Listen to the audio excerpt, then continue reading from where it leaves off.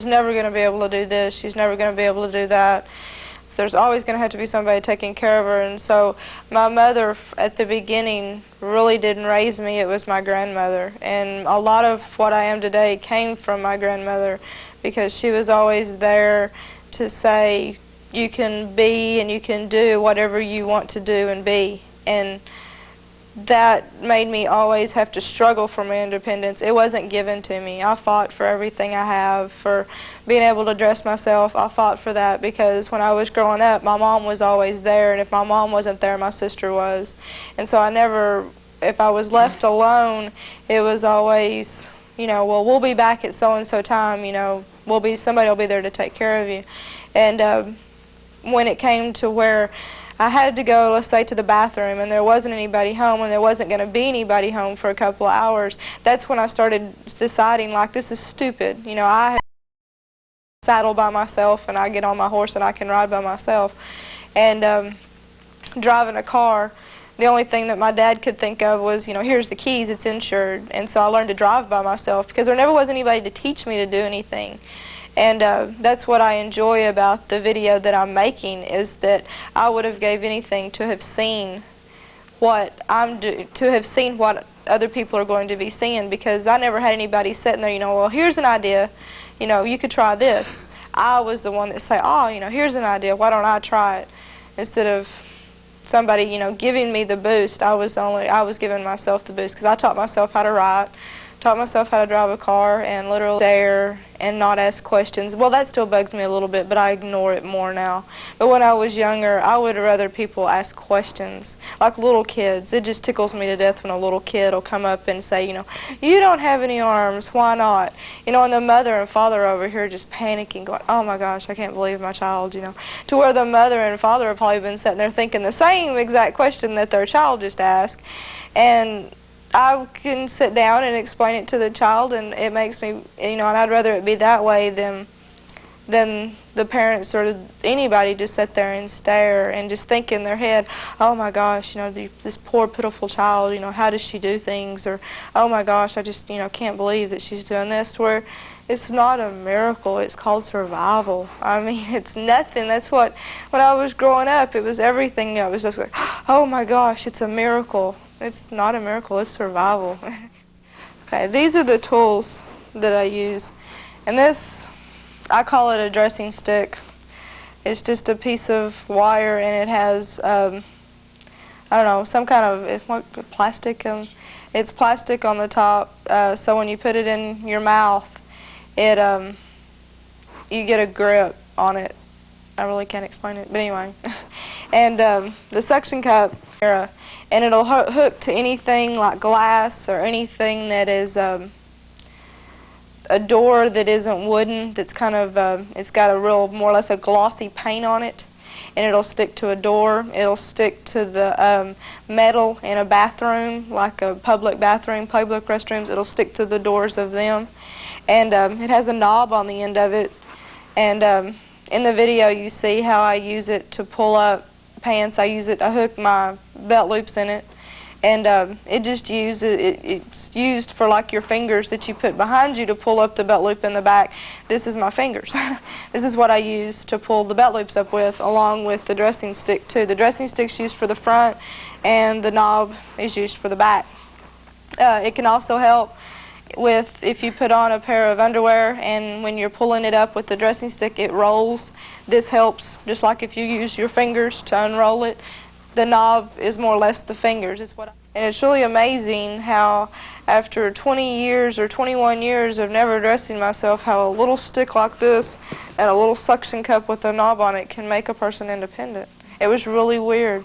And I'm like, after I got these two devices and started practicing with them and working with them and more or less trial and error with them, and when I was able to completely dress myself, it was just totally amazing to my mother and my sister. For the first time when I come downstairs, I didn't come downstairs with my gown on waiting for my mother to get me dressed. I came downstairs with my clothes already on and everything already in place. For years, you know, people were always like, she needs, you know, artificial arms. That's the only way she's going to be able to dress herself. She's going to have something mechanical to help her dress herself. She's always going to need somebody there to help her dress herself. She's just going to have to need, she's really going to need them artificial arms just to make herself normal so she can learn to pull her pants up. Sorry. Didn't work that way because I'm sitting here with no artificial arms hanging off my shoulder and I can dress myself with a stick and a knob. And it's just, it's a joke if you sit back and think about it. I mean, you kind of laugh. I do. Because I remember, you know, going through rehabs and stuff and people saying, you know, we'll make this little device, but, you know, you can't use your feet. You're just going to have to use this little device. And my feet are my hands, and that's what everybody couldn't realize. I wanted to be so normal when I was younger. And when I was born, there wasn't a whole lot of kids like me. I mean, with no arms, I guess you might say. And I went to public school. I grew up with kids that had 2 good arms and 2 good legs, and I wanted so much to be normal. And I guess that's what the rehab was really trying to do for me, was try to make me, quote, unquote, normal, to where the older I got, the attitude I got was, you know, I'm not broken. You know, give me something to use my feet. You know, my feet are my hands. There's no way you can replace the hands. You cannot give me something I've never had.